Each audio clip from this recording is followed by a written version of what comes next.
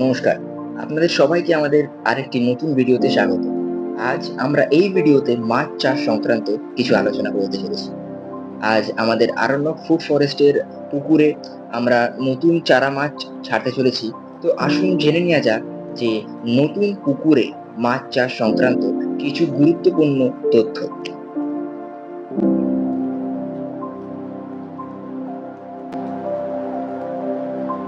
আমাদের এই পুকুর নতুন পুকুর 1 বিঘার একটু বেশি।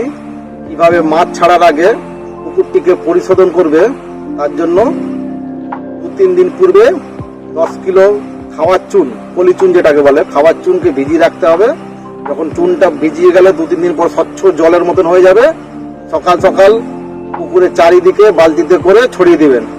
তারপরে 2-1 দিনের মধ্যে দেশি গরুর গোবর হলে ভালো হয়, 20 থেকে 25 কিলো ভালো করে গুলে চারিদিকে ছড়িয়ে দেবেন। তারপর মোটামুটি 7-8 দিন পরে মাছ ছাড়ার উপযোগী হয়ে উঠবে। আমাদের এই পুকুরটিতে 70 কিলো মাছ ছাড়লাম। প্রতিটা রুই, কাতলা, সিলভার এবং বাটা। প্রতিটি মাছের সাইজ 100 থেকে 120 গ্রাম, কিন্তু আরেকটু ছোট হলে ভালো হতো, যদিও পাওয়া গেল না, সেই জন্য ওই সাইজের মাছ ছাড়তে হলো। এবং যখন ওই মাছটি একটা পুকুর থেকে আমাদের এখানে পুকুরে ট্রান্সফার করা হচ্ছে, রোগ সংক্রান্ত লেগে থাকতে পারে, সেই কারণে প্রত্যেকটি মাছকে ভালো করে হাঁড়ি বা জারকে ছাড়া হবে, পটাশিয়াম ক্লোরাইড দিয়ে ভালো করে মাছটিকে একটু ভিজিয়ে রেখে ছেড়ে দেওয়াটা রোগ জীবাণু মুক্ত হবে।